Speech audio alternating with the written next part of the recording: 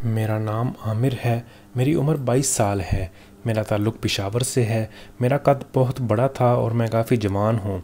तब ही अपनी उम्र से कुछ ज़्यादा बड़ा लगता था। मेरी ज़िंदगी काफ़ी हसीन चल रही थी। मैं काफ़ी ज़हीन था।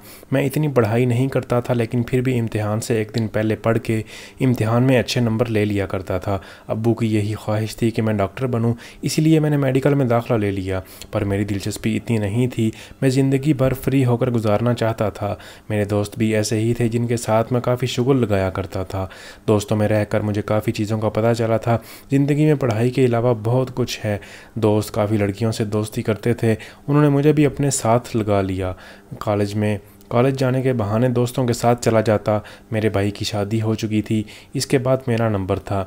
मेरा भाई मुझसे बड़ा था। मेरे अब्बू 2 बहन भाई थे। मेरी फूफो मेरे भाई की उम्र की थी। काफ़ी हसीन हैं और वो अपनी उम्र से काफ़ी छोटी लगती हैं। इनका हुस्न काफ़ी ज़्यादा था, जो इनकी खूबसूरती को और भी निखार देता था। ऊपर से इनकी ड्रेसिंग ऐसी होती थी कि जो भी देखता वो नज़र नहीं चुरा सकता था। मैं पहले तो फूफो से काफ़ी अटैच था, लेकिन फूफो की शादी 3 साल पहले हो गई थी। इनके शौहर ने इनसे पसंद की शादी की थी। फूफो बहुत ही खुश थी और अपने शौहर के साथ हनीमून पर गई थी। इस वजह से मैं इनसे दूर हो गया था और मुझे फिर भी वो कॉल वगैरह कर लिया करती थी और बात करती थी। लेकिन मेरे इनके बगैर भी मज़े चल रहे थे और दोस्तों के साथ इंजॉय करता था, इसीलिए मैं इनसे इतनी बात नहीं करता था। एक दिन अचानक ही मेरे एक दोस्त मेरे घर आया, जब इसकी नज़र गलती से मेरी फुफ्फो पर पड़ गई थी। फुफ्फो इस वक्त काफ़ी खुली हालत में थी, क्योंकि वो हमारे घर आकर वैसे ही हो जाती। जब दोस्त ने देखा तो वो हैरान ही हो गया और मेरे सामने ही मेरी फुफ्फो की तारीफ़ करने लगा था कि मेरी फुफ्फो तो काफ़ी जवान लगती हैं, ऊपर से इतनी हसीन हैं। मैंने इसको समझाया कि कम अज़ कम वो रिश्ते का लिहाज रख ले कि वो मेरी फुफ्फो है। जब दोस्त कहने लगा कि आजकल कोई लिहाज नहीं रखता, मैं इसकी बात समझ गया था। इसने मेरे बाकी के दोस्तों को मेरी फुफ्फो का बता दिया था कि मेरी फुफ्फो ने हुस्न खूबसूरती में बाकी लड़कियों को भी मात दे दी है। सारे दोस्त कहने लगे कि मैं इनके साथ कोई सीन बनाऊं। इस बात पर मुझे काफ़ी हैरानी हुई थी। मैंने इनसे सीधा सीधा कह दिया था कि ये मेरे लिए ये सब नहीं हो सकता। हम बाकी लड़कियों के साथ जो भी करते हैं वो फुफ्फो के साथ बिल्कुल भी नहीं कर सकते। दोस्त समझ गए थे कि मैं अपनी बात से पीछे नहीं हट सकता, इसीलिए उन्होंने बात को दोबारा नहीं कहा। लेकिन इसका जो असर मुझ पर हुआ था वो सारी ज़िंदगी मेरे अंदर से ना जा सका, क्योंकि अब जब भी मैं फुफ्फो को देखता मेरी नीयत बदल जाती थी और मेरे अंदर अजीब सी बेचैनी होने लगती थी। दोस्तों, अगर आप टॉप स्टोरी चैनल पर नए हैं और चैनल सब्सक्राइब नहीं किया तो चैनल सब्सक्राइब कर लें और बेल आइकन पर प्रेस कर लें। वीडियो को लाइक और शेयर करें। ये सब कुछ बहुत पहले कभी नहीं होता था, लेकिन जब से मेरे दोस्तों ने मुझे फुफ्फो के बारे में ये सब कहा था, तब से मेरे साथ ये होने लगा था। फुफ्फो मुझे देखकर शौक हो जाती थी, कहने लगती थी कि मैं पहले ऐसा बिल्कुल भी नहीं था, मगर मुझे जो कुछ हुआ तो अब मैं क्या बताऊं। इस बात पर मैं चुप हो जाता था और कहता था ऐसा कुछ नहीं है। आहिस्ता आहिस्ता मेरी तलब फुफ्फो के लिए बढ़ती चली गई। शायद उन्हें भी इस बात का एहसास होने लगा था कि वो शादी के बाद और भी जवान दिखने लगी थी। शायद वो खुश थी, इसी वजह से उनका निखार और भी खूबसूरत बनाता था। फुफ्फो की शादी को 3 साल हो गए थे, लेकिन मुझे ये देखकर हैरानी हुई थी कि इनकी अभी तक कोई औलाद नहीं है। मैंने एक दिन फुफ्फो से पूछ लिया, क्या वो अपने घर में अलग रहकर बोर नहीं होती? इन्हें औलाद नहीं चाहिए, क्योंकि इनके शौहर तो बिज़नेस के सिलसिले में बाहर चले जाते थे। इस पर फुफ्फो का हंसता खिलता चेहरा मुरझा गया था। मैं जान गया था कि ज़रूर कोई ना कोई बात है जो फुफ्फो मुझसे छुपा रही हैं। मेरे भाई की शादी को 1 साल गुजर गया था और इनका एक बेटा भी हो गया था। सब फुफ्फो से ही पूछने लगते थे कि इनकी अभी तक औलाद क्यों नहीं हुई, जबकि इनकी शादी 3 साल पहले हो चुकी है। फुफ्फो के पास कोई जवाब ना होता था। भाई के बेटे का अकीका रखा था, जिस पर सब मेहमानों को दावत दी गई थी। मेरी फुफ्फो भी इस दावत के लिए हमारे घर आई थी। वो काफ़ी खूबसूरत लग रही थी। जब ही मेरी नज़रें इनसे हटने पर नाम ही नहीं ले रही थीं। वो काफ़ी खूबसूरत लग रही थी। मेरा दिल किया था मैं इन्हें बेबस देखता ही जाऊं। कुछ ही देर के बाद मेरी फूफो ने मुझे देखा था और वो मेरी नज़रों को समझ गई थी। मेरे साथ से गुज़री और मेरे कान में कह कर रूम में चली गई थी। इनकी इस बात पर मैं गौर करने लगा था। मैं सोच रहा था कि फूफो ने मुझे ऐसी जगह क्यों बुलाया है।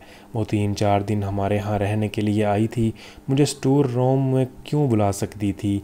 क्या वो भी वही चाहती थी जो मैं चाहता था? सोच कर ही मुझे काफ़ी खुशी होने लगती थी कि फूफो भी वही चाहती हैं।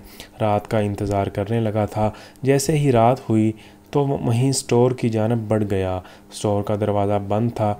ये देखकर मैंने दरवाज़ा खोला, लेकिन अंदर अंधेरा देखकर मुझे काफ़ी अजीब लगा था कि फूफो ने इधर क्यों बुलाया है। लेकिन अचानक ही किसी ने मेरा हाथ पकड़ा और मुझे अंदर कहकर स्टोर का दरवाज़ा बंद कर लिया। ये सब देखकर मुझे काफ़ी शौक लगा था, लेकिन अगले ही लम्हे स्टोर रूम की लाइट जली तो सामने फूफो को देखकर मेरी जान में जान आई थी। मुझे धचका तो तब लगा जब फूफो मेरे साथ आकर लगकर फूट फूट कर रोने लगी थी और कहने लगी थी कि इनके साथ बहुत बुरा हुआ है, इनका शौहर उन्हें औलाद की खुशी नहीं दे सकता। ये बात सुनकर मुझे बहुत अफसोस हुआ था। फूफो का मतलब मैं समझ गया था। उन्होंने मुझे इधर क्यों बुलाया है। मैंने इन्हें तसल्ली दी कि जैसा वो चाहेंगी मैं वैसा ही करूँगा। इस पर फूफो को कुछ हौसला हुआ था। अब वो अपनी हालत में आने लगी थी। उनको वहाँ देखकर मैं काफ़ी शॉक हो गया था, लेकिन जो भी था वो इस रूप में गज़ब डाल रही थी। मुझसे अब और वेट नहीं हो रहा था। मैंने जल्दी से फूफो को सामने से पकड़ लिया और इनको महसूस करने लगा था। मेरी ये ख्वाहिश आज की रात पूरी होने वाली थी। फूफो भी मेरा साथ देने लगी थी और मेरे साथ काम करने लगी थी। मैं इस चीज़ में काफ़ी महारत रखता था। जब भी पूरी कोशिश करने लगा था कि फूफो मुझसे खुश हो जाए। वो काफ़ी मज़े लेने लगी थी और कुछ देर बाद ही मुझे खुश करने लगी थी। मेरी ज़िंदगी में ये सब पहली दफ़ा हुआ था कि इतना मज़ा आया हो, क्योंकि फूफो में कोई खुरा नहीं था। वह मेरी हर ख्वाहिश को पूरा करने लगी थी। आधी रात को मैंने स्टोर से बाहर जाना चाहा था। हाथ पर फूफो का भी कोई मूड नहीं था। वो चाह रही थी कि हम सुबह तक ये सब करते रहें। दोस्तों, अगर आप टॉप स्टोरी चैनल पर नए हैं और चैनल सब्सक्राइब नहीं किया तो चैनल सब्सक्राइब कर लें और बेल आइकन पे प्रेस कर लें ताकि आपको मज़ीद वीडियोस मिलती रहें। हम सुबह तक ये सब करते रहें, पर फूफो को कह दिया था कि जब तक वो मेरे घर हैं हम रोज़ ही रात को स्टोर रूम में ये सब करेंगे। फूफो ने मेरी बात सुनी तो काफ़ी खुश हो गई और मेरी तो लॉटरी ही निकल गई थी। मैंने फ़ौरन ही दोस्तों को बताया कि इनकी बात मुईत हो गई है। मैंने ये सब फूफो के साथ भी कर लिया। दोस्त मुझे काफ़ी खुशकिस्मत समझने लगे थे। अगले दिन भी फूफो मेरा इंतज़ार करने लगी थी। मैं भी काफ़ी तैयार होकर गया था। कुछ दिन बाद फूफो वापस चली गई थी। मेरा दिल काफ़ी उदास हो गया था क्योंकि मुझे इस सब की आदत हो गई थी। लेकिन जो दिन भी मैंने फूफो के साथ गुजारे थे वो काफ़ी मज़ेदार के थे। इन सब का भी निकल आया था, इसका नतीजा भी निकल आया था। सब पूरे ख़ानदान के सामने फूफो की उम्मीद होने की खबर फैली। सब लोग काफ़ी खुश हो गए थे।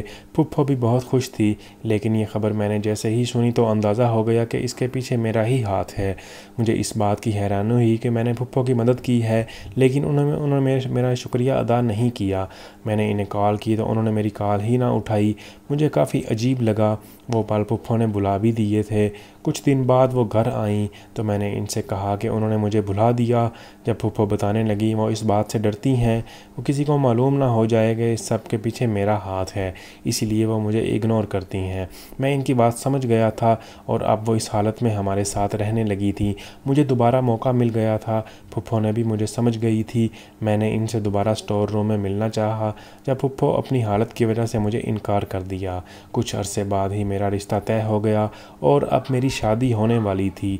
फूफो ने इस मौका पर ढेरों दुआएं दी कि मैं आगे वाली ज़िंदगी में खुश रहूं। उन्होंने मेरा शुक्रिया अदा किया। मैंने इनकी जो मदद की थी वो पूरी ज़िंदगी नहीं भुलाएगी। मुझे ये सुनकर काफ़ी खुशी हुई थी। दोस्तों, अगर आप टॉप स्टोरी चैनल पर नए हैं और चैनल सब्सक्राइब नहीं किया तो टॉप स्टोरी चैनल सब्सक्राइब कर लें और बेल आइकन पे प्रेस कर लें। वीडियो को लाइक करें।